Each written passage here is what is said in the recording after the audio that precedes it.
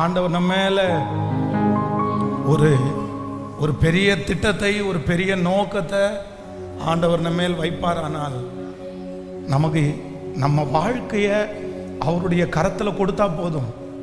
அவர் நமக்கு எல்லாவற்றுக்கும் எல்லாமுமாய் இருப்பார்.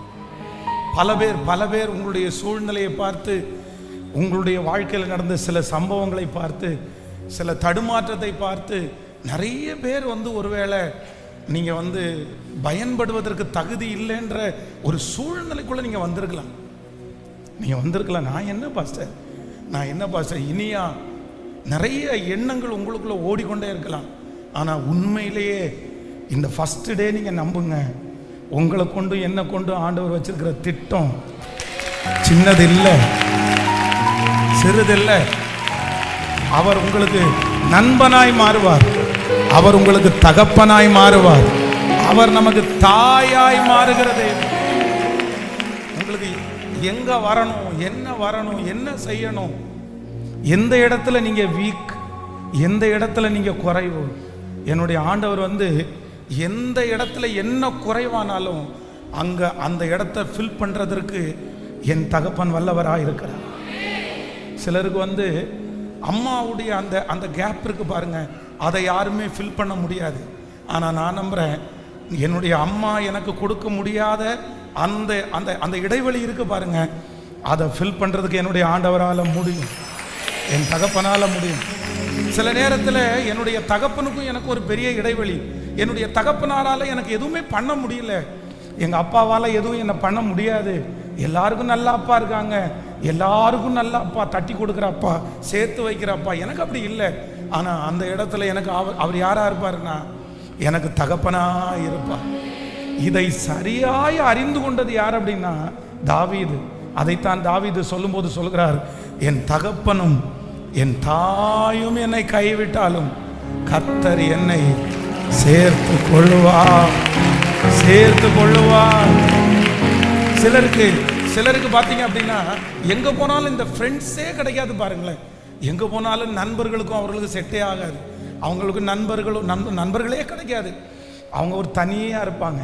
ஆனால் அவர்களுக்கு என் தேவன் யாராக இருப்பார் என்றால், உங்களுடைய இயலாமையிலே, உங்களுடைய குறைவிலே, நீங்கள் எந்த இடத்துல இது எனக்கு வேணும்னு நீங்கள் நினைக்கிறீங்களோ அந்த இடத்தை நிரப்புகிறதற்கு என் தேவனுக்கு லேசான காரியம். நம்மை பயன்படுத்துவது உறுதி.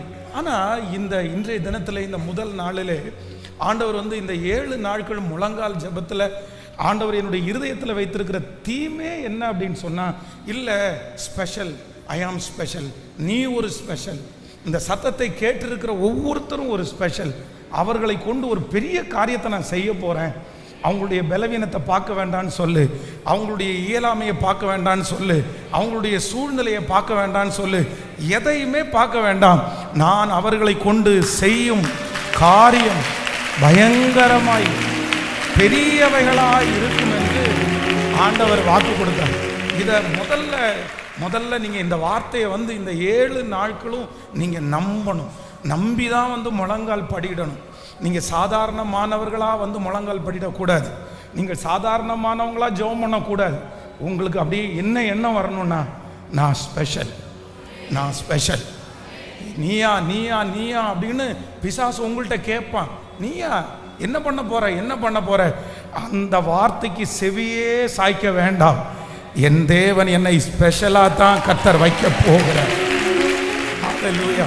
ஆனால் இந்த ஸ்பெஷலாக இல்லைன்னா தேவனுக்காக இல்லை, இந்த உலகத்தில் ஒரு பெரிய தேவன் நம்மை உண்டு பண்ணின நோக்கத்தை நிறைவேற்றணும் அப்படின்னு சொன்னால், நமக்கு முதல்ல இருக்க வேண்டிய குவாலிட்டி என்ன அப்படின்னா, நம்முடைய சிந்தை சரியானதாக இருக்கணும்.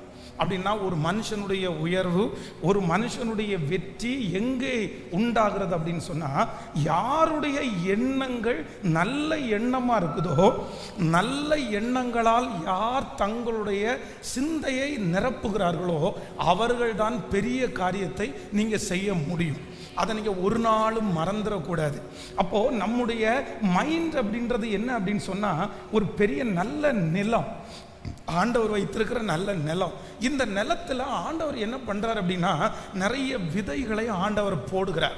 அப்படின்னா நான் உன்னை உருவாக்குவேன், நான் உன்னை பயன்படுத்துவேன். ஆண்டவர் நிறைய வாக்குத்தத்தம் என்கிற விதையை நம்முடைய மைண்டில் ஆண்டவர் போடுறாரு. நம்ம யார் அப்படின்னா, நம்ம தான் ஒரு நல்ல விவசாயியாக நீங்கள் மாறணும். நீங்கள் நல்ல விவசாயியாக நீங்கள் மாறாவிட்டா கண்டிப்பாக ஆண்டவர் போடுகிற விதை என்னவாகாதுன்னா ஒரு பெரிய பலன் கொடுக்காது. பாருங்க, நான் படிக்கும்போது, இல்லைன்னா பைபிள் காலேஜ் படிக்கும்போது, ஊழியத்திற்காக வரும்போது எத்தனையோ பேர் என்னோடு கூட இருக்கிறார்கள். ஆனால் எல்லாருடைய சிந்தையிலையுமே ஆண்டவர் விதையை போடுறாரு. அங்கே ஊழியம் செய்கிறவர்கள் விதையை அவர்கள் மூலமாக ஆண்டவர் போடுறாரு. ஆனால் என்னுடைய சூழ்நிலையில நான் சொல்ல போனேன்னா, அந்த விதையை நான் என்ன பண்ணேன்னா, நான் ஒரு நல்ல ஒரு விவசாயியாக இருந்து அந்த எண்ணத்தை நான் என்ன பண்ணிட்டேன் அப்படின்னா, அப்படியே வளர்த்துக்கிட்டேன். இல்லை அதற்கு தண்ணி ஊற்றி, அதற்கு உரம் போட்டு, அதற்கு கொத்தி கொடுத்து, அதற்காக கமிட் பண்ணி, இல்லை நம்ம பெரிய நோக்கத்திற்காக அழைக்கப்பட்டவர்கள், ஆண்டவர் நம்ம மேலே வச்சிருக்கிற தரிசனம் ரொம்ப பெருசு, நம்ம அதை விட்டுறக்கூடாது, அதுக்காக எல்லாத்தையும் வெறுத்து அந்த சிந்தையே யோசிச்சு ஒரு நல்ல ஒரு மனிதனாய், நல்ல ஒரு விவசாயியாய் இப்பொழுது என்ன பண்ணுறேன் அப்படின்னா, அதனுடைய ஃப்ரூட்ஸை கொஞ்சம் கொஞ்சமாக என்னுடைய கண்கள் பார்த்துட்டே இருக்குது. அதே போல நீங்கள் நம்புங்கள், ஆண்டவர் உங்களுக்குள்ள நிறைய விதைகளை கர்த்தர் போடுறாரு. அப்போ நீங்கள் யாரா மாறணும்னா, ஒரு நல்ல விவசாயியா மாறணும். நல்ல விவசாயி தன்னுடைய அந்த நிலத்தில் அந்த விதையை தூவும் போது சில இடங்களில் பார்த்தீங்கன்னா சாவியான விதை விழும். அப்படின்னா அந்த விதையில உயிரே இருக்காது. அப்போ அந்த விவசாயி அந்த இடத்துல இருக்கிற அந்த சாவியை தூக்கி போட்டுட்டு அந்த இடத்துல வேற விதைக்காக அவர் நடுறாரு.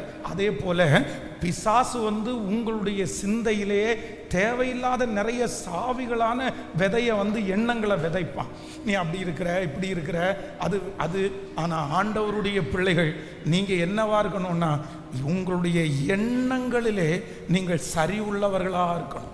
இன்னைக்கு ஃபஸ்ட்டு டே நம்ம ஜெபிக்கக்கூடிய ஜெபம் என்ன அப்படின்னா, ஆண்டவரே எனக்கு நல்ல எண்ணங்களை எனக்குள்ள தாங்க ஆண்டவரே, என்னுடைய எண்ணத்தை மாற்றுங்க ஆண்டவரே, என்னை குறித்து இருக்கிற தேவையற்ற எண்ணங்கள் எல்லாம் மாறி எனக்குள்ள என்னை குறித்து, என் பிள்ளைகளை குறித்து, என் எதிர்காலத்தை குறித்து, என் சரீரத்தை குறித்து ஒரு நல்ல எண்ணத்தினால் என்னை நிரப்புவீராக. திருச்சி பகுதியிலே ஒரு பெரிய ஒரு ஊழியக்காரர் இன்றைக்கி இருக்கிறார். அப்போது அந்த ஊழியக்காரர் 8th ஸ்டாண்டர்ட் படிக்கும்போது அந்த சர்ச்சு பாஸ்டர் எல்லாருடைய வீட்டிற்கும் ஜெபம் பண்ணிட்டு கடைசியாக இவருடைய வீட்டில் ஜெபம் பண்ணுவாராமா. எல்லாருக்காகவும் அவருடைய வீட்டில் இருக்கிற அம்மாவுக்காக, அப்பாவுக்காக, அக்கா, தங்கச்சி எல்லாருக்காகவும் ஜெபம் பண்ணுவாராம்.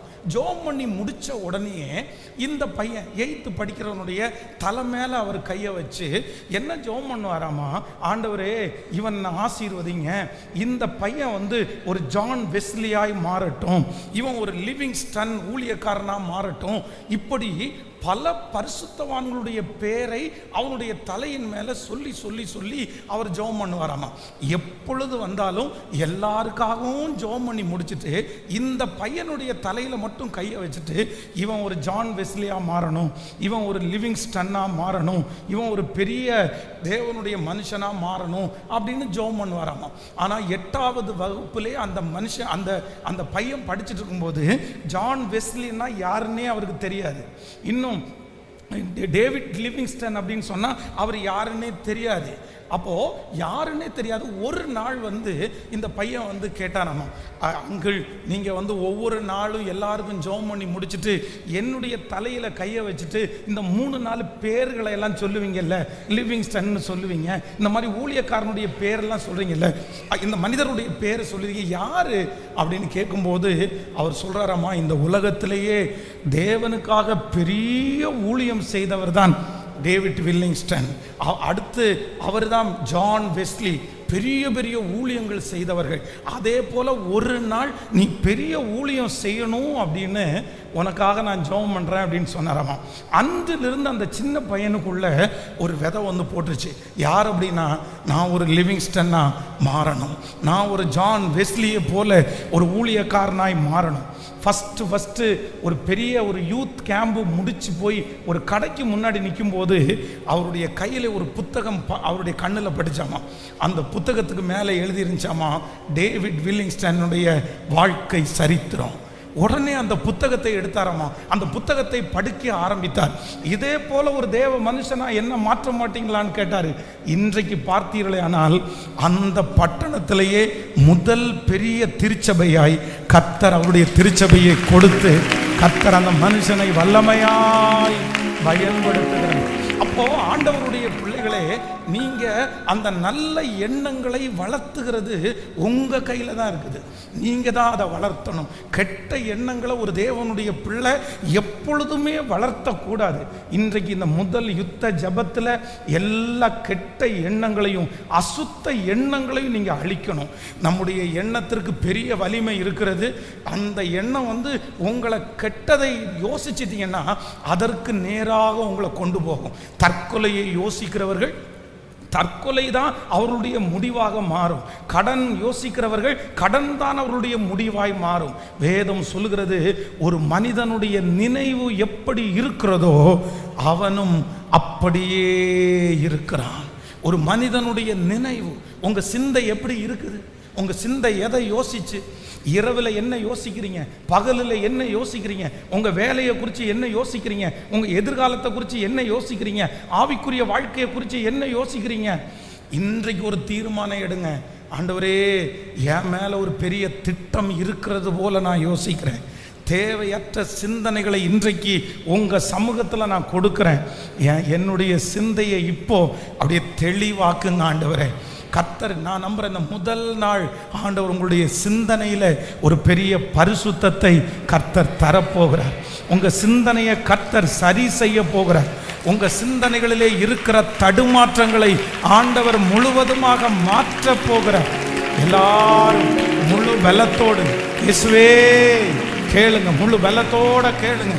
தகப்பனே, என்னுடைய சிந்தை இப்பொழுது சிந்தை மாறுவதாக மாறுவதாக. எல்லாரும் கர்த்தரிடத்தில் கேளுங்க. ஆண்டவரே, என்னுடைய பிள்ளையை குறித்து ஒரு விஷனை கர்த்தர் எனக்கு தரப்போகிறதற்காக உமக்கு ஸ்தோத்திரம். சரியான எண்ணங்களை உருவாக்குவதற்கு தேவன் இப்பொழுது எனக்கு பலன் தருவீராக, பலன் தருவீராக. ஹல்லேலூயா. உமக்கு பிரியமில்லாத எண்ண அலைகள் இப்பொழுது என்னை விட்டு மாறட்டும் என்று சொல்லி ஜெபம் பண்ணுங்க. ஹல்லேலூயா. என் எதிர்காலத்தை குறித்து ஒரு நல்ல சிந்தையை எனக்குள்ள தாங்கப்பா, தாங்கப்பா. ஆண்டவரே, என்னுடைய வாழ்க்கையை குறித்து ஒரு நல்ல சிந்தையை இப்பொழுது தாங்க ஆண்டவரே. அந்த தடுமாறுகிற சிந்தை, அந்த தடுமாறுகிற சிந்தை இப்பொழுது இயேசுவின் நாமத்தில் முழுவதுமாக மாறுவதாக, மாறுவதாக. நல்ல எண்ணங்களால் என்னை நிரப்புகிற நல்ல தேவன், என்னை நல்ல எண்ணங்களால் நிரப்புகிற தேவன், எனக்குள்ளே நல்ல எண்ணங்களை வளர்ப்பதற்கு இன்றைக்கு நீர் எனக்கு உதவி செய்கிறதற்காய் நன்றி ஆண்டவரே. நன்றி, நன்றி ஆண்டவரே, நன்றி. ஹல்லேலூயா. கைகளை உயர்த்தி ஒரு ஹல்லேலூயா சொல்லலாம். ஸோ இன்றைக்கு இந்த ஃபஸ்ட் டே ஒரு வெற்றியுள்ள ஒரு தலைவன், ஒரு வெற்றியுள்ள ஒரு தலைவி, உங்கள் மேலே இருக்கிற விஷன், உங்கள் மேலே இருக்கிற தரிசனத்தை ஆண்டவர் நிறைவேற்றுவதற்கு ஆண்டவர் என்ன எதிர்பார்க்கிறாருன்னா, உன்னுடைய சிந்தையை நல்ல எண்ணங்களால் நீங்கள் என்ன பண்ணணும்னா நிரப்பணும். ஆமேன் சொல்லுங்கள். வேதம் சொல்லுகிறது, நிறைவானது வரும்போது குறைவானது மாறி போகும். இனி எந்த நேரத்தில் எப்பொழுது பிசாசு உங்களுக்குள்ள அந்த மாதிரி எண்ணங்களை கொடுத்தாலும் நீங்கள் உடனே அதை சொல்லணும். உண்மை உள்ளவைகள் எவைகளோ, ஒழுக்கம் உள்ளவைகள் எவைகளோ, நற்கீர்த்தி உள்ளவைகள் எவைகளோ, புண்ணியம் எதுவோ, புகழ் எதுவோ அதையே சிந்தித்து கொண்டிருங்கள். பாருங்க, இன்னைக்கு ஆண்டவர் கொடுத்த இந்த கீவேர்டை வாசிக்கலாம். 2 கொரிந்தியர் 13ஆம் அதிகாரத்தினுடைய 11வது வசனத்தை வாசிக்கலாமா? 2 கொரிந்தியர் 13ஆம் அதிகாரம் 11வது வசனத்தை வாசிக்கலாம். கடைசியாக சகோதரரே, சந்தோஷமாயிருங்கள், நற்சீர் பொருந்துங்கள், ஆறுதல் அடையுங்கள், ஏக சிந்தையாயிருங்கள், சமாதானமாயிருங்கள். அப்பொழுது அன்பிற்கும் சமாதானத்திற்கும் காரணராகிய தேவன் உங்களோடே கூட இருப்பார். இன்னொரு விசை கூட வாசிக்கலாம். கடைசியாக சகோதரரே, சந்தோஷமாயிருங்கள், நற்சீர் பொருந்துங்கள், ஆறுதல் அடையுங்கள், ஏக சிந்தையாயிருங்கள், சமாதானமாயிருங்கள். அப்பொழுது அன்பிற்கும் சமாதானத்திற்கும் காரணராகிய தேவன் உங்களோடே இருப்பார். கர்த்தருடைய பிள்ளைகளே, இந்த வசனத்தில் நான் இன்னைக்கு எடுக்கிற அந்த கீவேர்டு என்ன அப்படின்னு சொன்னா, ஏக சிந்தை உள்ளவர்களாயிருங்கள். எல்லாரும் சொல்லுங்க, ஏக சிந்தை உள்ளவர்களாயிருங்கள். அப்படின்னா ஒரு ஆண்டவரால் பயன்படுத்த போகிற ஒரு சாதாரணமான கூழாங்கல், கோலியாத்தை ஜெயிக்க போகிற ஒரு கூழாங்கல், அது நம்ம தான். ஆண்டவர் நம்மளை தான் கர்த்தர் மாற்ற போறாரு. இது நிச்சயமாய் நடக்க போகிறது. பெரிய ஆயுதம் உள்ளவர்களை கர்த்தர் வீழ்த்த பண்ண நம்மை தான் பயன்படுத்த போகிறார். அப்போ அதற்கு தேவை என்ன அப்படின்னா, இந்த ஏக சிந்தை. அப்போ நம்முடைய எண்ணங்களை நல்ல எண்ணங்களால நிரப்பணும். இதற்கு வேதத்தில் சில உதாரணங்கள் இருக்கிறது. நீங்க வேதத்தில் எண்ணாகமம் 13ஆம் அதிகாரத்தை எடுத்துக்கொள்ளுங்கள். 13ஆம் அதிகாரம் 33வது வசனத்தை வாசிக்கலாமா? எண்ணாகமம் 13ஆம் அதிகாரத்தினுடைய 33வது வசனத்தை வாசிக்கலாம். அங்கே ராட்சத பிறவியான ஏனாக்கின் குமாரராகிய ராட்சதரையும் கண்டோம். நாங்கள் எங்கள் பார்வைக்கு வெட்டு கிளிகளைப் போல இருந்தோம், அவர்கள் பார்வைக்கும் அப்படியே இருந்தோம் என்று சொல்லி, இப்படி இஸ்ரவேல் புத்திரருக்குள்ளே தாங்கள் சுற்றி பார்த்து வந்த தேசத்தை குறித்து துர்ச்செய்தியை பரப்பினார்கள். கர்த்தருடைய பிள்ளைகளே, இந்த இடத்துல என்ன வேதத்தில் வாசிக்கிறோம் அப்படின்னா, இஸ்ரவேல் ஜனங்களிலே 12 பேர் வேவு பார்க்கிறதற்காய் கடந்து போகிறார்கள். அப்போ அந்த 12 பேர்ல 10 பேர் அங்க இருக்கிற சூழ்நிலையை பார்க்குறாங்க. அங்கே ஏனாக்கின் புத்தர் இருக்கிறார்கள், பெரிய பெரிய ராட்சதர்கள் இருக்கிறார்கள். இவர்கள் அங்கே பார்க்கும்போது இவங்க நினைச்சது மாதிரி அட்மாஸ்பியர் அங்கே இல்லை. இவங்க என்ன நினைச்சாங்க அப்படின்னு சொன்னால், ஆண்டவர் நமக்கு ஒரு தேசத்தை கொடுக்க போறாரு, அந்த இடத்துல யாருமே இருக்க மாட்டாங்க, நம்ம போன உடனே எந்த பிரச்சனையும் இல்லாமல் உள்ள குடி போகலான்னு நினைச்ச ஒரு மைண்ட் செட்டில் போயிட்டாங்க. அப்படின்னா இது நமக்கு சுலபமாக கிடைக்கும், ஈஸியாக கிடைக்கும், இந்த வெற்றியை நம்ம ஈஸியாக அடைஞ்சிருவோம் அப்படின்னு நினைச்சிட்டு போறாங்க. ஆனால் அங்கே போகும்போது எப்படி தெரியுது அப்படின்னா, ஏருக்கு மாறாய் தெரிகிறது. அங்கே பெரிய ராட்சதர்கள், அவங்கள பார்க்கும்போது அவங்களுக்கு முன்னாடி இவங்க வெட்டுக்கிளிகளை போல தெரிந்தார்களாமா. 10 பேருக்கு. இந்த 12 பேர்ல 10 பேர் அவர்களை குறித்த ஒரு துர்ச்செய்தியை பரப்புகிறார்கள். ஆனால் 2 பேர் மட்டும் அந்த எதிரிகளை தங்களுடைய மனசுக்குள்ள அவங்க என்ன எண்ணத்தை வளர்க்குறாங்கன்னா, ஆண்டவர் எங்களோடு இருந்தால் அப்பொழுது காலேப் மோசேக்கு முன்பாக ஜனங்களை அமர்த்தி நாம் உடனே போய் அதை சுதந்தரித்து கொள்ளுவோம், நாம் அதை எளிதாய் ஜெயித்து கொள்ளலாம் என்றான். பாருங்க, 2 கூட்டம் 10 பேர் எதிரியை குறித்து ஒரு தேவையில்லாத எண்ணத்தை வளர்த்துக்கிறாங்க. பிரச்சனையை குறித்து, போராட்டத்தை குறித்து என்னென்னமோ அவர்களுக்குள்ள கற்பனை ஓடிட்டே இருக்குது. ஆனால் 2 பேர் மட்டும் தனக்கு விரோதமாக இருக்கிற எதிரியை குறித்து தன்னுடைய மனதில் என்ன எண்ணத்தை வளர்க்குறாங்க அப்படின்னு சொன்னால், இல்லை, ஆண்டவர் நம்மோடு கூட இருந்தால் இந்த பிரச்சனையை எளிதாய் நாம் சுதந்தரித்து கொள்ளுவோம், எளிதாய் வெற்றி பெறுவோம். ஆண்டவருடைய பிள்ளைகளே, ஒன்று நீங்கள் நினைத்து கொள்ளுங்கள், ஆண்டவர் அந்த 10 பேரையும் ஆண்டவர் கானான் தேசத்திற்கு அழைச்சி போகவே இல்லை. 2 பேரை மட்டும்தான் கர்த்தர் கொண்டு போனார். காரணம் என்ன அப்படின்னா, எனக்கு முன்னாடி பிரச்சனைகள் இருக்கும்போது அந்த பிரச்சனையை குறித்து எதிர்மறையான ஒரு எண்ணத்தை என்னுடைய இருதயத்தில் வளர்த்தவே கூடாது. இன்றைக்கு இந்த சத்தத்தை கேட்கிற அன்பு ஆண்டவருடைய பிள்ளையே, உங்களுக்கு முன்பாக ஏனாக்கின் புத்திரர் இருக்கலாம், உங்களுக்கு முன்பாக ராட்சதர்கள் இருக்கலாம். பாஸ்டர், பெரிய பிரச்சனை பாஸ்டர், பெரிய போராட்டம் பாஸ்டர், பெரிய சூழ்நிலை பாஸ்டர். ஒருவேளை உங்களுடைய கண்ணுக்கு முன்னாடி பார்க்கிற அந்த பிரச்சனை நிஜமானதாய் கூட இருக்கலாம். இங்கே அவங்க பார்க்கறது ஃபேக்கு கிடையாது, இல்லை ஏலியன்ஸ் எல்லாம் பார்க்கல, உண்மையான ராட்சதர்களை பார்த்தார்கள், உண்மையான பிரச்சனையை தங்க கண்களுக்கு முன்பாக பார்த்தார்கள். ஆனால் தங்களுடைய இருதயத்தில் 10 பேர் அதை குறித்து எதிர்மறையான எண்ணத்தை உருவாக்கும் போது 2 பேர் மட்டும் இல்லவே இல்லை, ஆண்டவர் என் கூட இருந்தால் இந்த பிரச்சனையை நான் ஜெயிச்சிருவேன், இந்த புயலை நான் தாண்டிடுவேன். இப்பொழுது ஆண்டவர் உங்களுக்கும் எனக்கும் ஒரு சிந்தையை தருவாராக.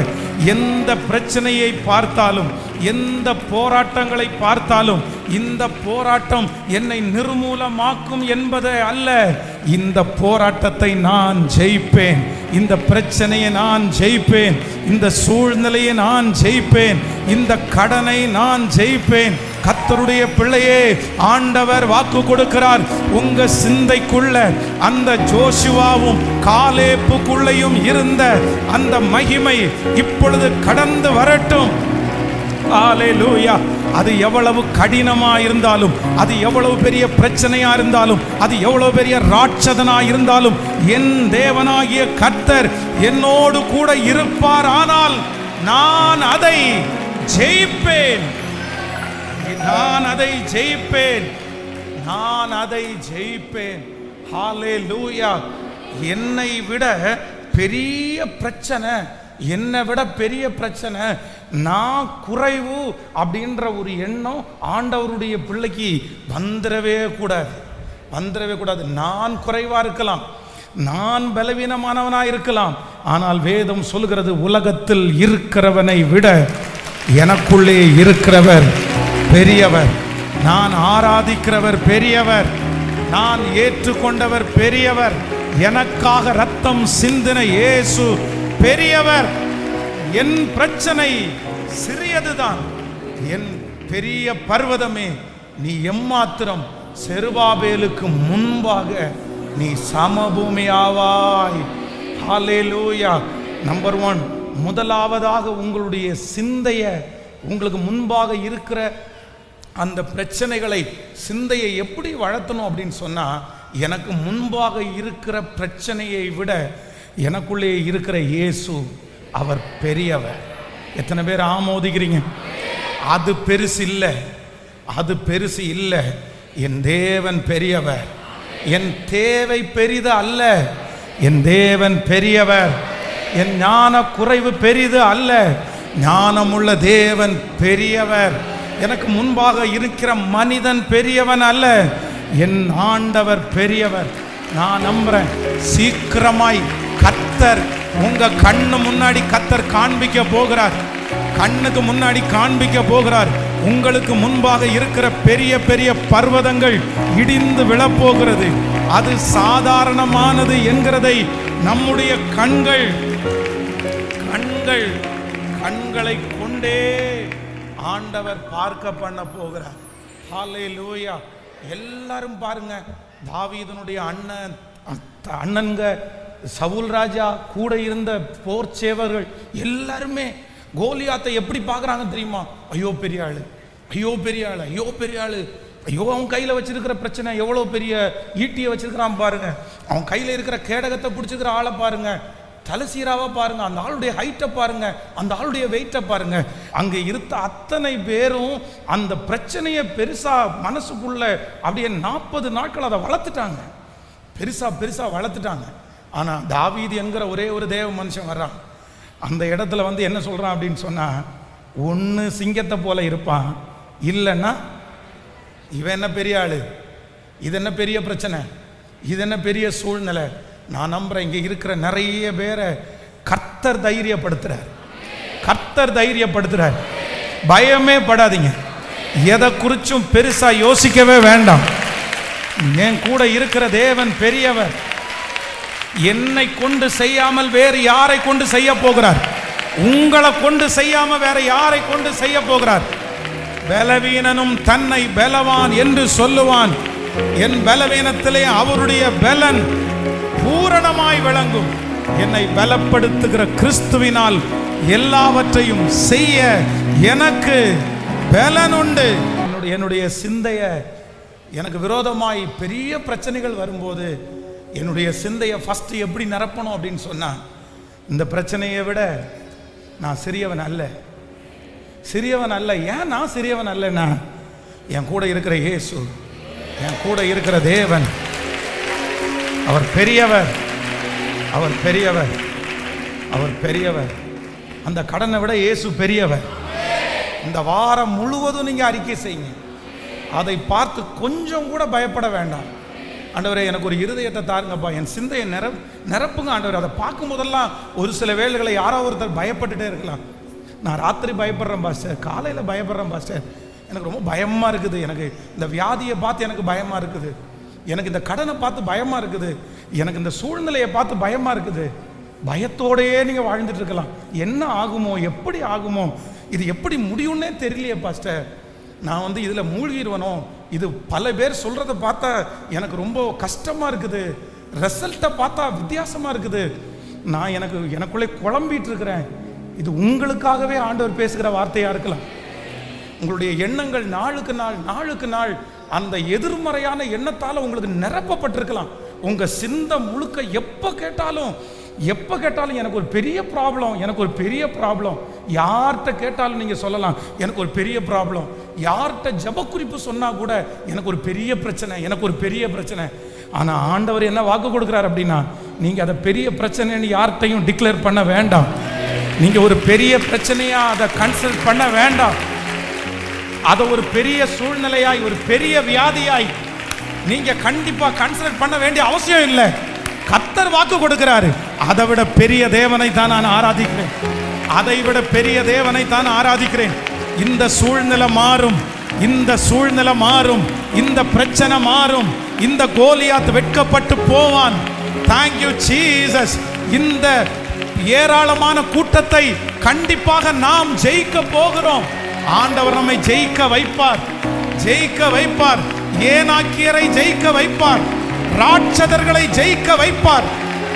காரணம், வாக்கு கொடுத்தவர் கர்த்தர், அழைத்தவர் கர்த்தர், அங்க எகிப்திலிருந்து உங்களை வேறு பிரித்து கொண்டு வந்தவர் கர்த்தர், அந்தகார இருளில் இருந்து ஆச்சரியமான ஒளியினிடத்திற்கு உங்களை கொண்டு வந்தவர் கர்த்தர், அந்த விக்கிரக ஆராதனையிலிருந்து உங்களை கொண்டு வந்தவர் கர்த்தர், அந்த குடும்பத்திலிருந்து உங்களை வேறு பிரித்தவர் கர்த்தர், எகிப்திலிருந்து உங்களை புறப்பட பண்ணினது உண்மையானால் கானானுக்கு உங்களை கொண்டு போகிறதற்கு கர்த்தர் வல்லவர். அந்த கானானிலே எவ்வளவு ஏனாக்கியர் இருந்தாலும் விடுதலை. கரங்களை தட்டி ஜீசஸ் ஜீசஸ். அந்த அபிஷேகம் இப்பொழுது நதியை போல இயேசுவே இயேசுவே.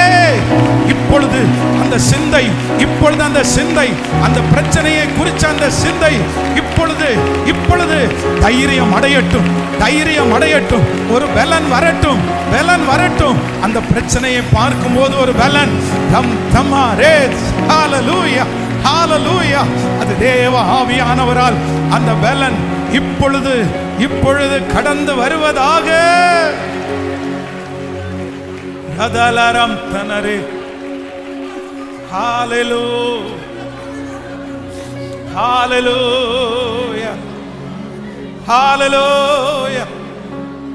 அது என்னை விட பெரிய பிரச்சனை அல்ல, பெரிய பிரச்சனை அல்ல. என்னையும் பிரச்சனையும் ஒப்பிட்டு பார்க்கும்போது எனக்குள்ளே இருக்கிற தேவன் தான் பெரியவர், என் பிரச்சனை பெரியானது அல்ல. ஃபர்ஸ்ட் நம்பர் 1, முதலாவதாக என்னுடைய சிந்தையை நான் நல்ல எண்ணத்தினால வளர்த்துட்டே இருக்கணும்.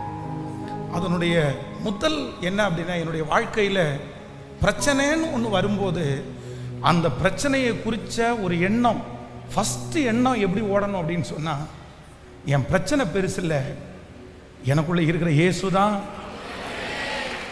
அந்த எண்ணத்தை வளர்த்துட்டே இருக்கணும். இப்போவே இந்த சத்தத்தை பேசிட்டு இருக்கும்போதே நிறைய பேருக்குள்ள அந்த மாற்றத்தை ஆண்டவர் தருவார் என்று நான் நம்புகிறேன். நீங்கள் அரண்டு பயப்பட்டு இருக்கும்போது ஒரு தாயை போல ஆண்டவர் உங்களை இறுக்கமா அப்படியே அணைச்சு அந்த பயத்தை எல்லாம் ஆண்டவர் மாற்ற போறார். எதிர்கால பயம் மாறப்போகிறது, உங்கள் வாழ்க்கையை குறித்த அந்த பயம் மாறப்போகிறது, அந்த பெரிய பிரச்சனையை குறித்த அந்த பயம் முழுவதுமாய் மாறப்போகிறது. ஹல்லேலூயா. நம்பர் 2, இரண்டாவதாக ஒரு தேவனுடைய பிள்ளை பிரச்சனையை பார்க்கும்போது எப்படி சிந்திக்கணும். முதலாவதாக ஒரு போராட்டம், ஒரு பிரச்சனை வந்துச்சு அப்படின்னா ஃபஸ்ட்டு என்ன யோசிக்கணும் அப்படின்னு சொன்னால், அது எவ்வளோ பெரிய பிரச்சனை இருந்தாலும் என் இயேசு அதை விட பெரியவர், அவராலே செய்ய முடியாத அதிசயமான காரியம் என்று ஒன்று உண்டோ அவர் செய்வார், அவரால் முடியும். நம்பர் 2, இரண்டாவதாக ஒரு வசனத்தை வாசிக்கும் போது நீங்கள் 1 சாமுவேலின் புஸ்தகம் 17ஆம் அதிகாரத்தினுடைய 26வது வசனத்தை வாசிக்கலாம். 1 சாமுவேல் 17ஆம் அதிகாரம் 26வது வசனத்தை வாசிக்கும் போது, அப்பொழுது தாவீது தன் அண்டையிலே நிற்கிறவர்களை பார்த்து, இந்த பெலிஸ்தியனை கொன்று இஸ்ரவேலுக்கு நேரிட்ட நிந்தையை நீக்கிறவர்களுக்கு என்ன செய்யப்படும்? ஜீவனுள்ள தேவனுடைய சேனைகளை நிந்திக்கிறதற்கு விருத்த சேதனம் இல்லாத இந்த பெலிஸ்தியன் எம்மாத்திரம் என்றார். இன்னொரு விஷயம் கூட வாசிக்கலாம்.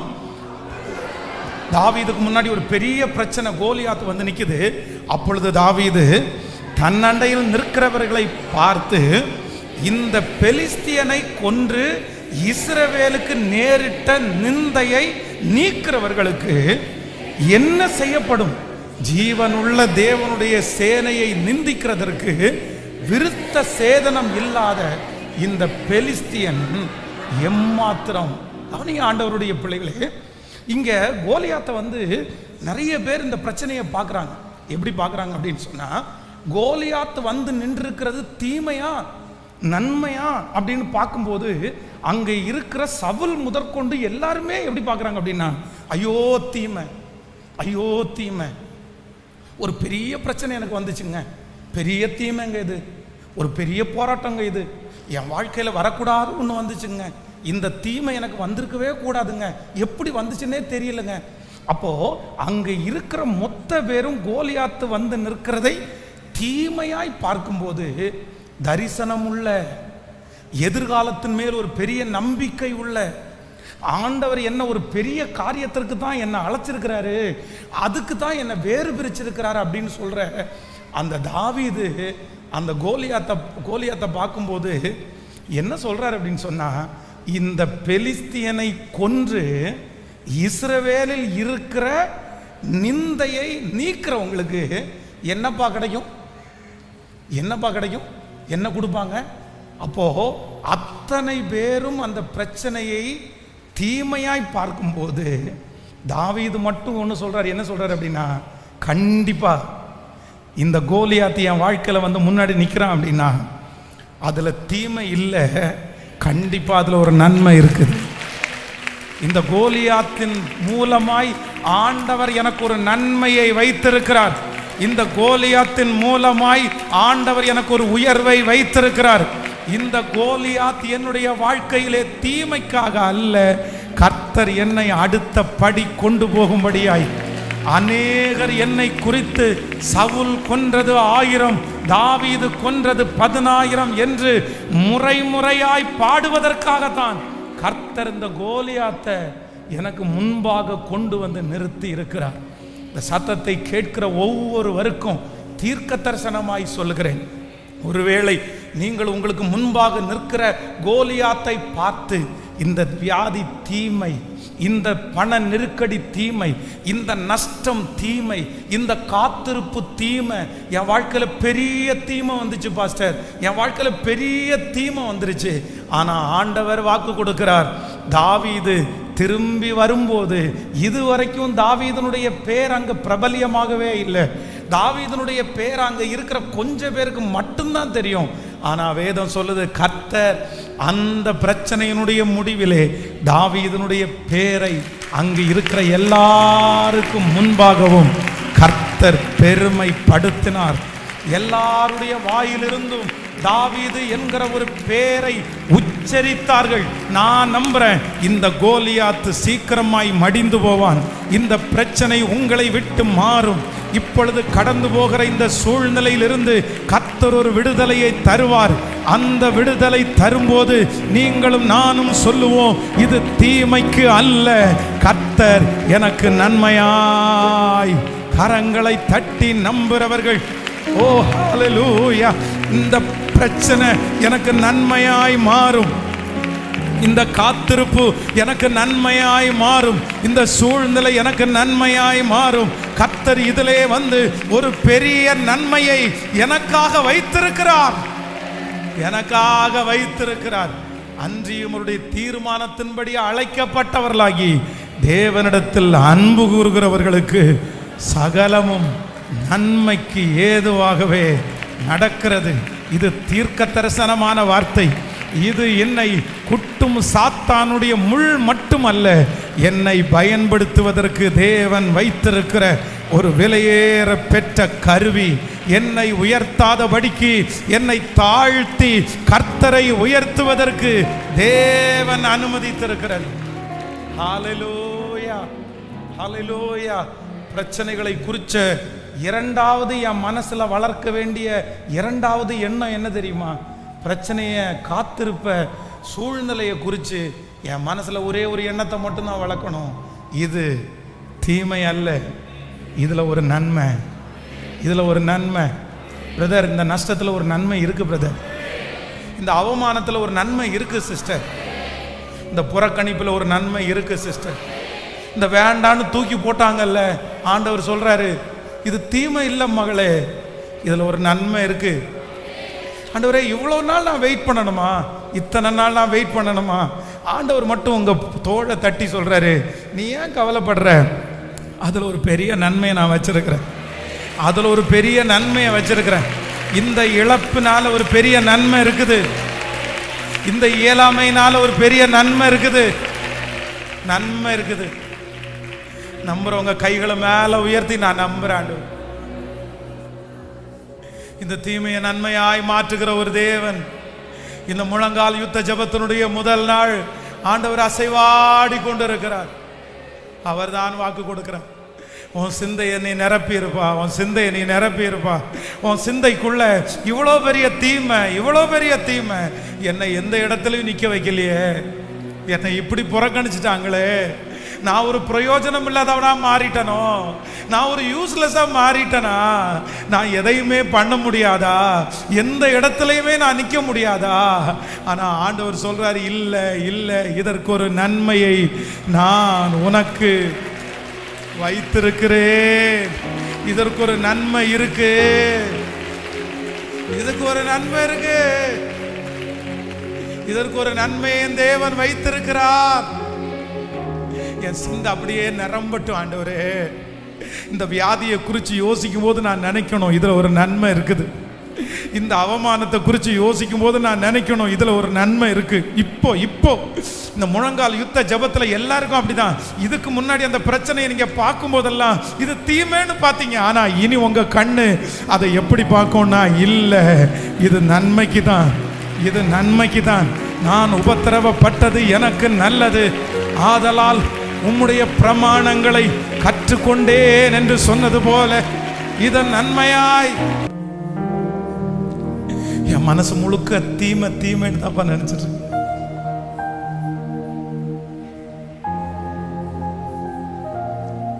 இவ்வளோ பெரிய தீமை எனக்கு வரும்னு நான் நினைக்கவே இல்லையே.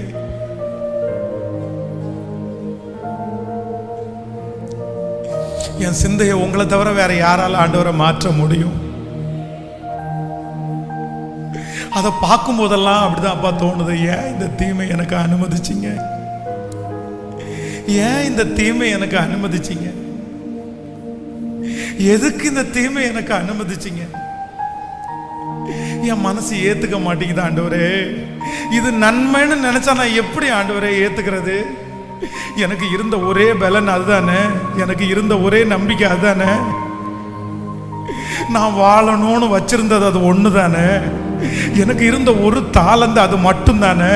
ஆனா அதுவும் என்னை விட்டு போனத நான் எப்படி இதை நன்மைன்னு நினைக்க முடியும்? இத்தனை நாள் காத்திருப்ப நான் எப்படி நன்மைன்னு நினைக்க முடியும்? ஆனா ஆண்டவர் மட்டும் அப்படிப்பட்ட சிந்தையில இருக்கிற சிலரை பார்த்து கர்த்தர் கரத்தை கொடுத்து கர்த்தர் தான் தூக்கி விட்டு சொல்றார், இல்ல மகளே, உன் நினைவு என் நினைவு அல்ல, இல்ல மகனே, உன் நினைவு என் நினைவு அல்ல, நான் தீமைக்காக அல்ல, அதை நன்மையாகவே நான் மாற பண்ணுவேன், நன்மையாகவே மாற பண்ணுவேன்.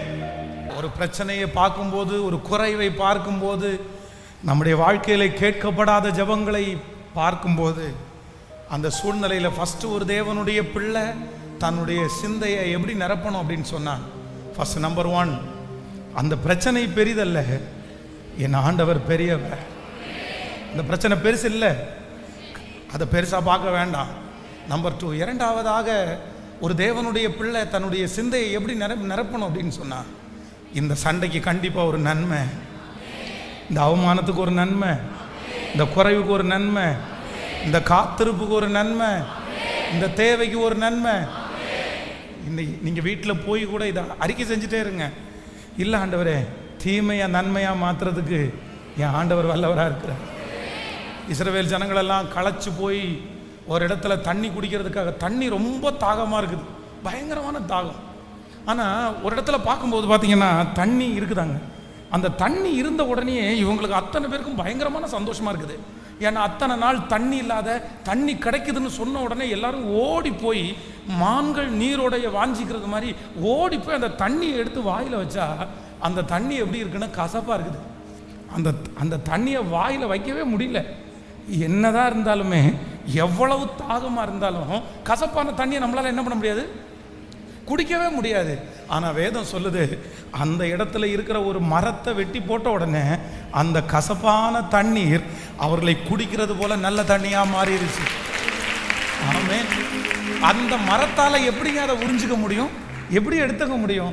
நான் நம்புகிறேன், என் ஆண்டவர் தீமையாய் இருக்கிறதை நன்மையாய் மாற்றுவதற்கு என் தேவன் வல்லவர்.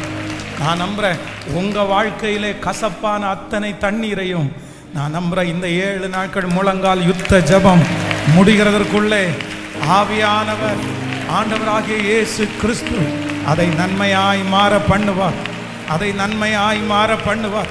உன் காத்திருப்பு ஒரு நாளும் வீணாகாது. உன் காத்திருப்பு நன்மையாய் மாறும். உன் காத்திருப்பு நன்மையாய் மாறும். உன் காத்திருப்பு நன்மையாய் மாறும். நீ நெடுநாட்களாய் காத்திருக்கிறது உன் இருதயத்தை இளைக்க பண்ணினாலும் கர்த்தர் வாக்கு கொடுக்கிறார், நீ விரும்பினதை நான் உனக்கு தருவேன். அது ஜீவ விருட்சம் போல் இருக்கும். அது நீ நினைத்து பார்க்க முடியாத அளவிற்கு. ஹல்லேலூயா.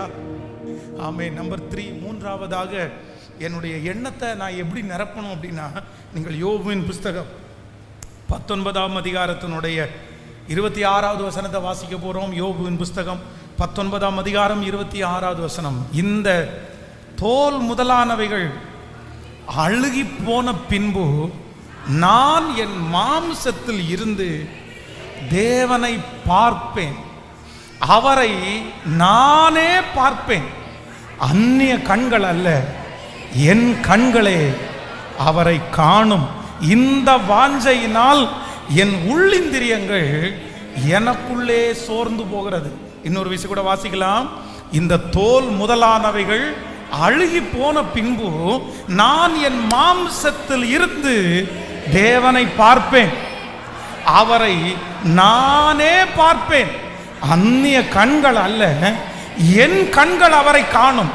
இந்த வாஞ்சையினால் என் உள்ளிந்திரியங்கள் எனக்குள்ளே சோர்ந்து போகிறது. நல்லா கவனிச்சுக்குங்க. இந்த இடத்துல யோபு ஒரு பெரிய பிரச்சனையை சந்திக்கிறார். அப்போ சுத்தி இருக்கிற நண்பர்கள், அவனுடைய இருதயம் என்னென்னமோ யோசிச்சே இருக்குது, என்னென்னமோ. ஏன் அப்படின்னா, ஆடு மாடுகள் போயிருச்சு, ஒட்டகங்கள் போயிருச்சு, அவனுடைய விவசாயம் போயிருச்சு, அவனுடைய பிள்ளைகள் மரித்து போனார்கள், அவனுடைய சரீரத்தில் பலவீனம் வந்துச்சு.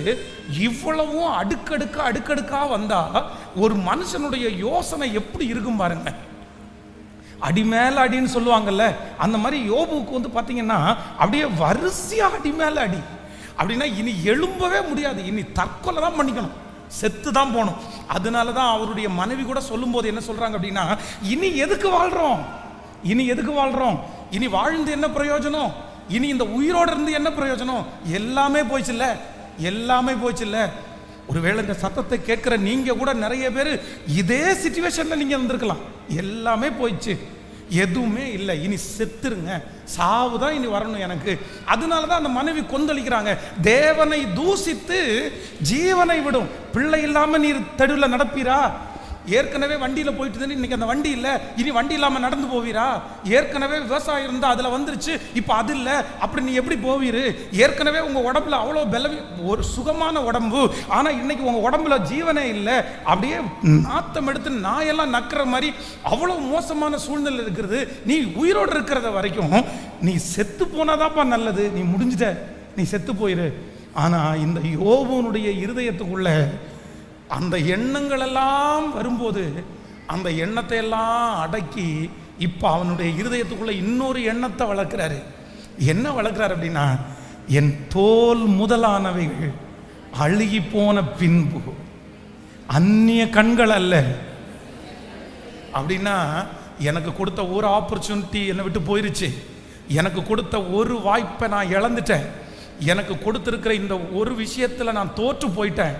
ஆனால் நான் ஒன்று நம்புகிறேன், இந்த ஒன்றில் நான் தோற்று போனதுனால, இந்த மாம்சம் அழுகி போனதுனால நான் கண் இல்லாத குருடனாக எல்லாம் மாற மாட்டேன். நான் என் தேவனை பார்ப்பேன், என் தேவனை நான் பார்ப்பேன். அந்நிய கண்கள் அல்ல, என் கண்கள் அவரை காணும். ஒரு தேவனுடைய பிள்ளை தன்னுடைய இருதயத்திலே வளர்க்க வேண்டிய மூன்றாவது எண்ணங்கள், எத்தனை தோல்விகள் வந்தாலும் மறுபடியும் மறுபடியும் மறுபடியும் மறுபடியும் திரும்ப திரும்ப திரும்ப திரும்ப ஓ, என்னை கட்டுகிற ஒரு தேவன் என்னோடு கூட இருக்கிறார். போன வருடத்திலே கட்டினது இடிந்திருக்குமானால் இந்த வருடத்திலே திரும்ப கட்டுகிற இயேசு நம்மத்திலே அசைவாடுகிறார். 10 வருடத்திற்கு முன்பாக இடிந்ததை திரும்ப கட்டுகிற இயேசு நம்மத்திலே அசைவாடுகிறார். கர்த்தர் வாக்கு கொடுக்கிறார், இல்ல இல்ல, உன் தோல் முதலாவனவர்கள் அழுகி போனாலும் இன்னொரு வாய்ப்பு, இன்னொரு கட்டுதல், இன்னொரு உயர்வை தேவன் எனக்காக வைத்திருக்கிறார். எனக்காய் ஒரு வழி அடையும் போது எனக்காய் 7 வழிகளை என் தேவன் திறப்பார். பிசாசு அடைத்திருக்கிற வழிகளை எல்லாம் மாற்றி எனக்காக வழிகளை திறக்கிற இயேசு, எனக்காக திறக்கிற இயேசு. ஹல்லேலூயா. நான் நிற்கிற இடத்திலே வழிகளை திறக்கிறதற்கு வல்லவராய் இருக்கிறார். எப்பக்கம் நெருக்கப்பட்டும் நான் என்ன பண்றதில்லைன்னா ஒடுங்கி போவதே. என்னுடைய எண்ணத்தை வளர்த்தணும், எனக்குள்ளே இருக்கிற எண்ணங்களை நான் உயிர் கொடுக்கணும். என்ன எண்ணத்தை உயிர் கொடுக்கிறேன் அப்படின்னு சொன்னா, இல்லை இனியும் ஆண்டவர் என்னை இந்த தோல் எல்லாமே அழிஞ்சு போனாலும், எல்லாமே அழிஞ்சு போனாலும் மறுபடியும் என்னை கட்டுவதற்கு, மறுபடியும் என்னை எழுப்புவதற்கு இயேசு அவர் வல்லவர். மறுபடியும் உங்கள் கையில் அந்த பிளஸ்ஸிங்கை கர்த்தர் தருவார். மறுபடியும் அந்த வேலையை உங்களால் கர்த்தர் செய்ய வைக்க முடியும். மறுபடியும் அந்த ஊழியத்தை கர்த்தர் உங்களுக்கு தருவார். மறுபடியும் அந்த சமாதானத்தை கர்த்தர் உங்களுக்கு தருவார். மறுபடியும் அந்த மேளவாள சத்தம் கேட்கும், மறுபடியும் அந்த களிப்பின் சத்தம் கேட்கும். மறுபடியும் ஓ, சிறைப்பட்டு போன என்னுடைய பிள்ளை மீட்கப்பட்டு திரும்பி வருவாள். அதுதான் கர்த்தர் வாக்கு கொடுக்கிறார். நீ விலையின்றி நீ எப்படி விட்டு கொடுக்கப்பட்டாயோ அதே போல மறுபடியும் உன்னை நான் திருப்பி கொண்டு வருவேன். மறுபடியும் நீ கட்டுப்படுவாய், நான் உன்னை கட்டுவிப்பேன் என்று வாக்கு கொடுத்த அந்த தேவனுடைய பிரசன்னம் இந்த முதல் நாளிலே ஒவ்வொருவர் மேலும்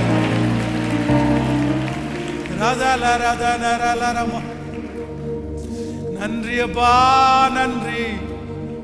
கைகளை உயர்த்தி சொல்லுங்க, எங்க எண்ணத்தை இனியும் எனக்கு வாய்ப்பு இருக்கு. இனியும் எனக்குள்ள ஒரு எழுப்புதலை கர்த்தர் வைக்கிறார். இனியும் ஆண்டவர் என்னை பரிசுத்தமாய் நிற்க வைக்க வல்லவர். நான் மறுபடியும் எழும்பி நிற்பேன். என்னை மறுபடியும் ஆண்டவர் நிற்க பண்ணுவார். என்னை மறுபடியும் ஆண்டவர் அலங்கரிப்பார். என் வீட்டில் மறுபடியும் ஒரு சமாதானமான சத்தம் உண்டாகும். என் வீட்டில் மறுபடியும் கர்த்தர் அந்த ஜெப சத்தத்தை கேட்க பண்ணுவார். இந்த சோர்வு என்னை விட்டு மாறும், இந்த பலவீனம் என்னை விட்டு மாறும். ஆண்டவர் இந்த ஃபர்ஸ்ட் டே இந்த ஜெபத்தினுடைய நோக்கம், ஐ ஆம் ஸ்பெஷல். நீங்க விசேஷமானவர்கள், நான் விசேஷமானவன். ஆண்டவர் என்ன ஒரு பெரிய நோக்கத்துக்காக ஆண்டவர் வச்சிருக்கிறார். ஏன்னா அதுக்காக தான் வேறு பிரித்தார். நான் இந்த உலகத்தை விட்டு போகிறதுக்கு முன்னாடி என்னை எந்த பர்பஸுக்காக ஆண்டவர் கொண்டு வந்தாரோ அதை கண்டிப்பாக நிறைவேற்றுவார். நான் எல்லாருடைய பார்வைக்கு நான் ஒரு சாதாரணமான கூழாங்கல், என்னை நிறைய பேர் மிதிச்சது உண்மைதான்.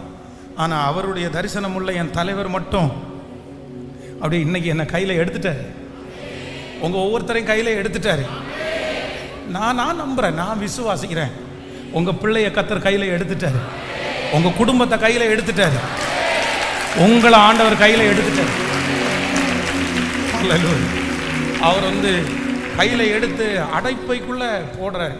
அடைப்பை அப்படின்றது காத்திருக்கிற ஒரு இடம், வெயிட் பண்ண வைக்கிற ஒரு இடம்.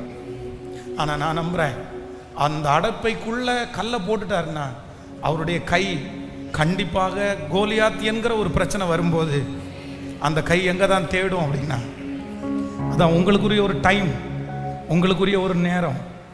உங்களை ஒரு இடத்துல வின் பண்ண வைக்கணும்னு கர்த்தர் ஒரு இடத்த வச்சிருப்பாரு. ஒரு இடத்துக்கு மேலே நீங்கள் அதுக்கப்புறம் தாவீது எப்படி அப்படி படிப்படியா அந்த கோலியாத் என்கிற ஒரு மனுஷனை தொடர வரைக்கும் தான் அவனுடைய என்ட்ரி. அந்த இடத்துல அவனுடைய அறிமுகத்தை கர்த்தர் கொடுத்தாரு. நான் நம்புறேன், இந்த இடத்துல தாவீது அப்படின்றத நான் தேவனாய் பார்க்கிறேன். அவனுடைய கையில் இருந்த அந்த கூழாங்கல் தான் நான் அப்படின்னு நான் நினைக்கிறேன். என்ன கர்த்தர் அடைப்பைக்குள்ளே போடுறாரு. இந்த சத்தத்தை கேட்குற நிறைய பேர் இப்போ இருக்கிற காலம் அடைப்பைக்குள்ளே இருக்கிற காலம். ஆனால் உங்களுக்குரிய கோலியாத்து என்கிற ஒன்று நிற்கும்போது கர்த்தர் கையை விட்டு உங்களை எடுப்பார், உன் பிள்ளையை எடுப்பார், உங்கள் மூத்த மகனை கர்த்தர் எடுப்பார், அந்த மூத்த மகளை கர்த்தர் எடுப்பார், பிரயோஜனம் இல்லைன்னு நினைக்கிற அந்த மகளை எடுப்பார், ரொம்ப நாளாக வெயிட் பண்ணிட்டு இருக்கிற அந்த மகளை கையில் எடுப்பார். கர்த்தர் கையில் எடுத்து, அவர் கையில் எடுத்து அந்த முதல் அவருடைய கையிலிருந்து கோலியாத்திற்கு நேராய் அந்த கல் எறியப்படும். அதற்கு பிறகு அந்த கல் உலகம் முழுவதும் அப்படியே போய் அவர்களுடைய தரிசனம் அப்படியே நிறைவேறும். நம்புறவர்கள் கரங்களை தட்டி, எங்கள் நினைவுகள் எல்லாம் அறிந்திருக்கிறவர், எங்களுடைய நினைவுகள் எல்லாம் அறிந்திருக்கிறவர்,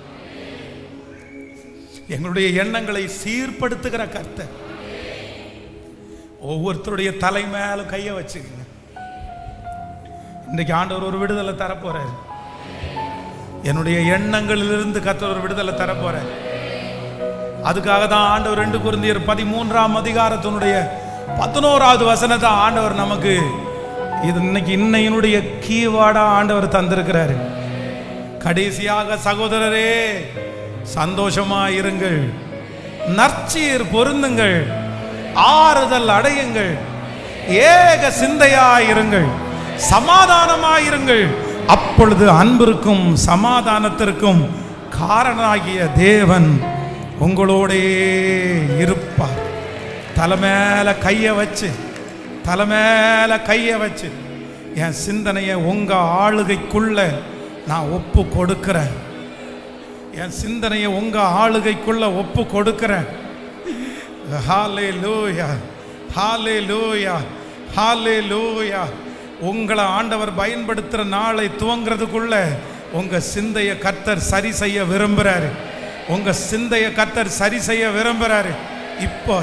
இப்போ அந்த ஏக சிந்தை என் சிந்தைக்குள்ள இருக்கிற எதிர்மறையான எண்ணங்கள் விலகுவதாக, இயேசுவின் நாமத்தில் விலகுவதாக, அந்த எண்ணங்கள் விலகுவதாக. இப்பொழுது ஆண்டவரே, அவர்களை குறித்து இருக்கிற அந்த தாழ்வு எண்ணங்கள் வெளியே போவதாக. பிரச்சனை பெருசு என்கிற அந்த எண்ணங்கள் வெளியே போவதாக. இது தீமைக்காக வந்துச்சுன்ற அந்த எண்ணங்கள் வெளியே போவதாக. இனி என்னால் ஒன்றும் செய்ய முடியாது என்கிற எண்ணங்கள் இயேசுவின் நாமத்தினால இப்பொழுது வெளியே போய் உங்களுக்குள்ளே இருக்கிறவர் பெரியவர் என்கிற எண்ணம் உண்டாகட்டும். கர்த்தரத நன்மையா மாற்ற பண்ணுவார் என்கிற எண்ணம் உண்டாகட்டும்.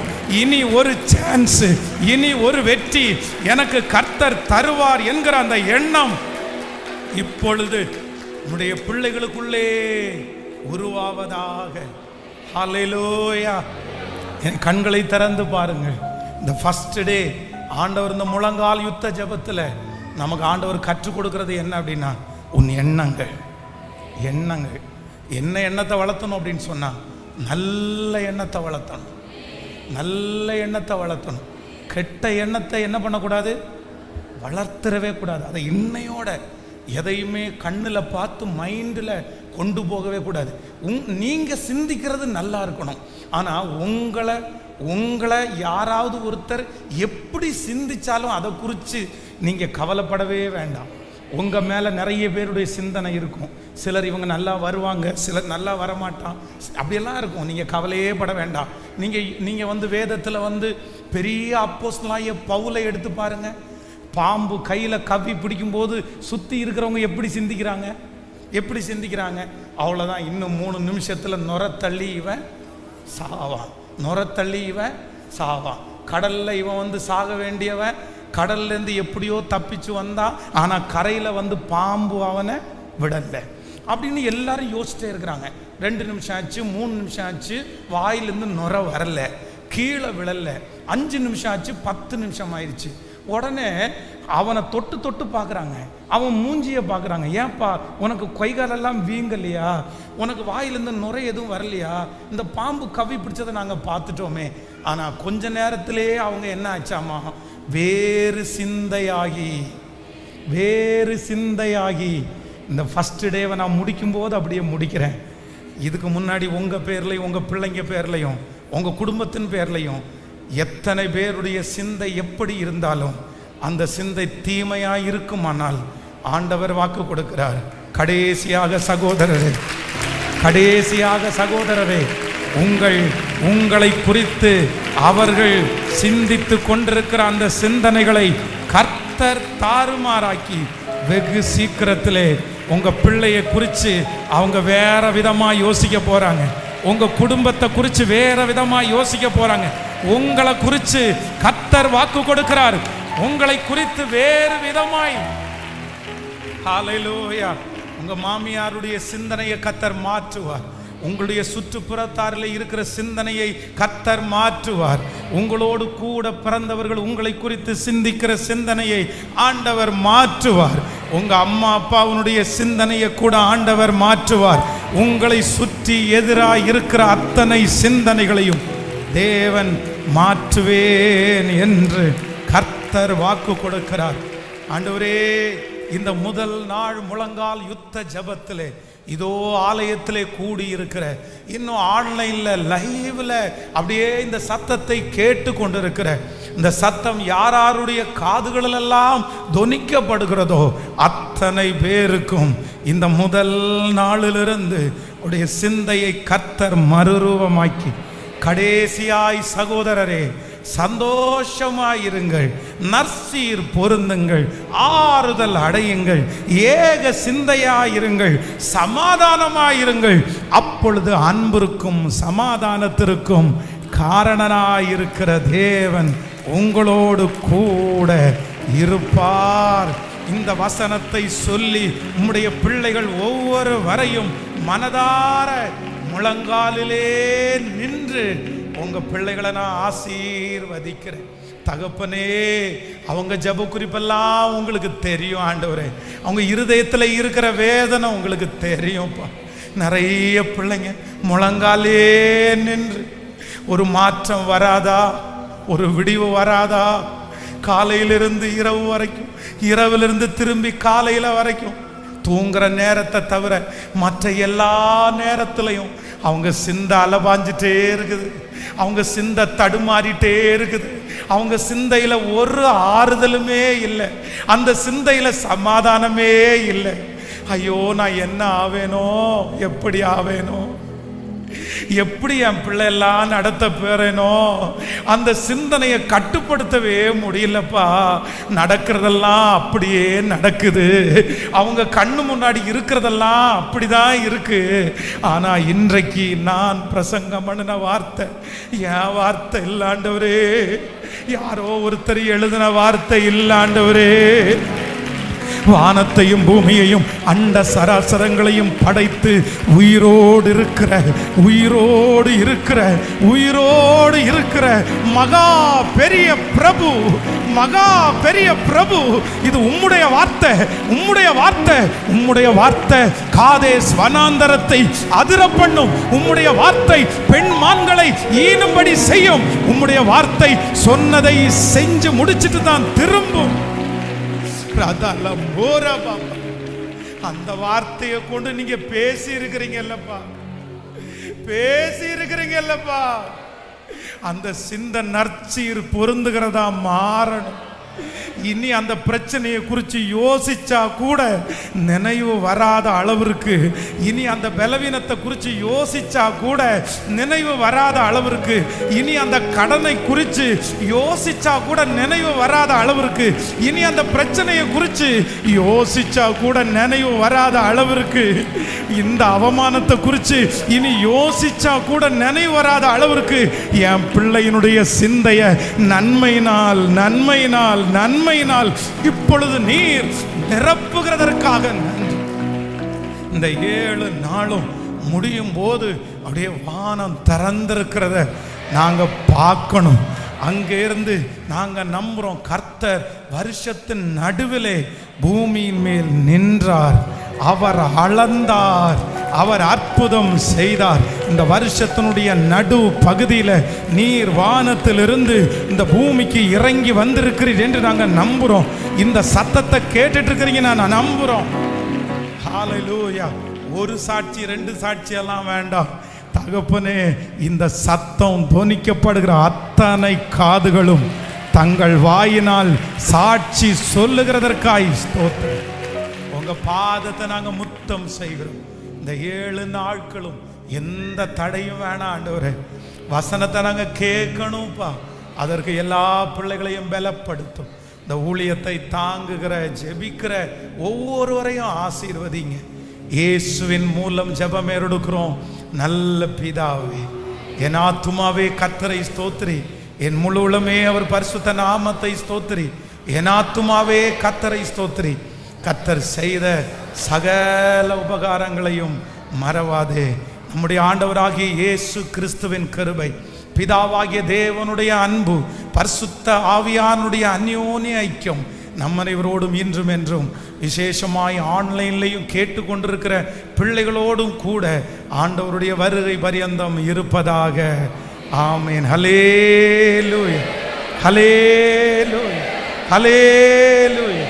கடைசியாக சகோதரரே, நீங்கள் ஏக சிந்தை உள்ளவர்களாயிருங்கள், சந்தோஷமாயிருங்கள், நற்சீர் பொருந்துங்கள், ஆறுதல் அடையுங்கள், ஏக சிந்தையாயிருங்கள்.